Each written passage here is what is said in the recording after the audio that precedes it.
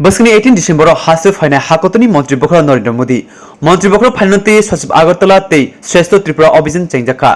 फासला आगरतला जयनगर आबला चमुनिव स्वच्छ आगरतला श्रेष्ठ त्रिपुरा पांडव मांजका हासनी मंत्री अकरा डॉक्टर मानी शाह पौर निगमनी मेयर दीपक मजुमदार खबै कुबनी कॉर्पोरेटर बुबंग बसाकाई स्वच्छ भारत अभियाननी पांडा जांसो रेखा मंत्री अकरा डॉक्टर मानी शाह यागलो बतला हातिओ काइसा पांडव खाइजाका कगनाथनी मंत्री अकरा साका हाकतनी मंत्री बखरा स्वच्छ भारत अभियान साक्लेमनी आ अभियान हाकतर गनांगै खाइजाक दंगो मंत्री बखरा खुगबाय सामा हाइनो हास्तेओ बेबाकनो रुबै दंगो मंत्री बखरा फाइनती हास्तेओ ते आगरतला दलिनो नायथक खाइलामबागै हास्ते हापांति पुरनिकमनि बिसिंते तांबतां नाहारजागि दंगो नै साका আপনি লগিও হাসতে जुदा जुदा হামকনি কক করতে ওই শাখা মন্ত্রী অকরা তো আমি সব জায়গায় বলি যে রাস্তা হচ্ছে যোগাযোগ ব্যবস্থা হচ্ছে তো রাস্তা মানুষকে রাস্তা দেখায় শুধু রাস্তা কংক্রিটের রাস্তা বা পিচের রাস্তা না কিন্তু মানুষ যখনই ভাবে যে আজকে আমি ধর্মনগর যাব যখন এই চিন্তাধারায় মনে করে যে অনেক সোজা রাস্তায় আমি যাব সোজা পথে আমি যাব তো যেভাবে অ্যালাইনমেন্ট করে প্রধানমন্ত্রী নরেন্দ্র মোদীজির যে চিন্তা ভাবনা অ্যালাইনমেন্ট করে রাস্তা করছে যে জায়গায় 5 ঘন্টা 7 ঘন্টা লাগতো সেই জায়গায় আমরা বোধ 2.5 ঘন্টার মধ্যে এখন ধর্মনগরে পৌঁছে যাবো তো সেই দিশায় কাজ করছে বিভিন্ন হীরা প্রজেক্ট হীরার কথা হীরা মডেলের কথা উনি বলেছেন তো হীরা আমাদের উনি দিয়েছেন হীরা মানে হাইওয়ের কথা বললাম আমাদের ইন্টারনেটের কথা বলুন সারা ভারতবর্ষের মধ্যে ইন্টারনেট আমাদের তৃতীয় শক্তিশালী ইন্টারনেট ত্রিপুরাতে সেই ইন্টারনেটকে আমরা হাতিয়ার করে আমাদের যারা যুব ভাইয়েরা আছে যুব বোনেরা আছেন আমাদের তারা কিন্তু অনেক সারা পৃথিবীকে হাতের মুঠোয় নিয়েছে আমরাও সেই বিষয়ে আমরা কাজ করছি যেখানে রেলওয়ের কথা আপনারা দেখেছেন প্রায় 12টা এক্সপ্রেস এখান থেকে ত্রিপুরা থেকে চলছে আগরতলা যে রেলওয়ে স্টেশন এখন ভারতের মধ্যে one of the best railway তৈরির একদম সুন্দর একটা সুদৃশ্য একটা রেলওয়ে তৈরি হচ্ছে এসকেলেটার থেকে আরম্ভ করে প্রায় সব কথায় লেগে গেছে যেখানে আমাদের এয়ারওয়ের কথা বলা হয়েছে ত্রিপুরার যে আমাদের আগরতলায় এয়ারপোর্ট তার নামাঙ্করণ আমরা এর আগে আমরা দেখেছি বহু লোক কম্বিরাজ করেছে সেটা আমরা ত্রিপুরার আধুনিক ত্রিপুরার যে রূপকার আমাদের বীর বিক্রম কিশোর মানিক্য বাহাদুরের নাম আমরা করেছি এবং one of the best airport in north eastern region এবং আমি বলবো শুধু নর্থ ইস্টার্ন রিজিয়ন নয় অনেক জায়গার তুলনায় এই এয়ারপোর্ট অনেক সুদৃশ্য এবং তার ব্যবস্থাপনা অনেক সুন্দর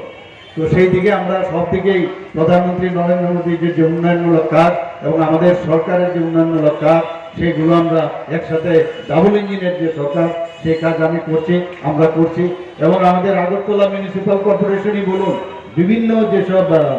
আমাদের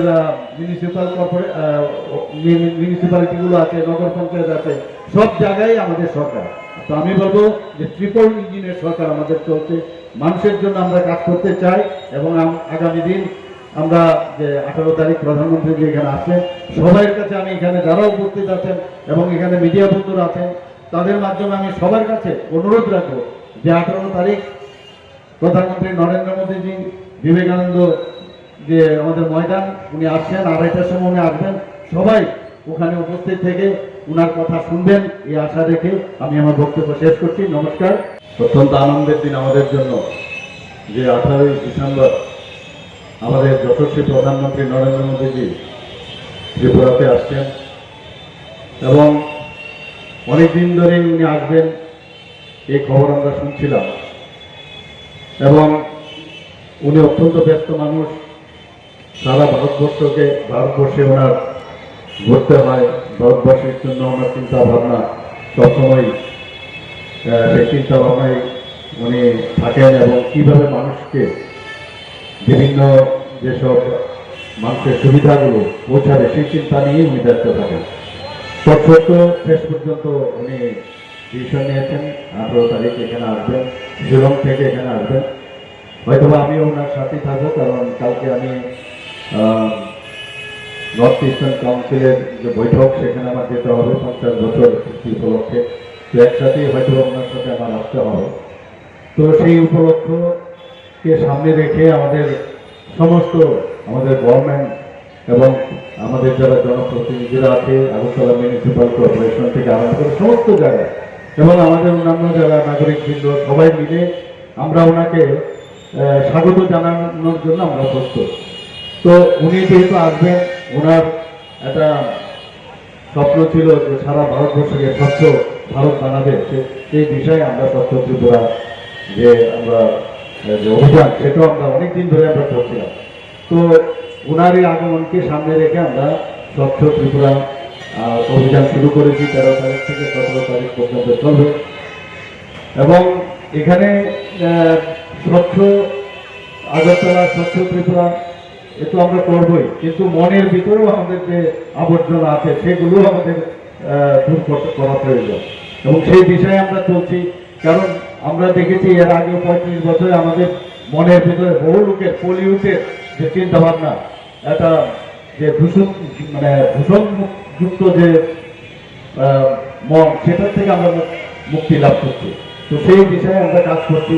যেন মানুষ একটা সত্যিকারের অর্থেই মানবিকতার জয় হয় এবং মানুষকে নিয়ে যেন আমাদের এই সরকার, যারা এই জনপ্রতিনিধি হয়ে সরকার আমরা বানাই, তারা যেন মানুষের জন্য আমরা কাজ করতে পারি, সেই বিষয়ে আমরা যেন কাজ করতে পারি। তো আপনারা জানেন যে আমরা অলরেডি ওনার জন্মদিনকে কেন্দ্র করে 17ই সেপ্টেম্বর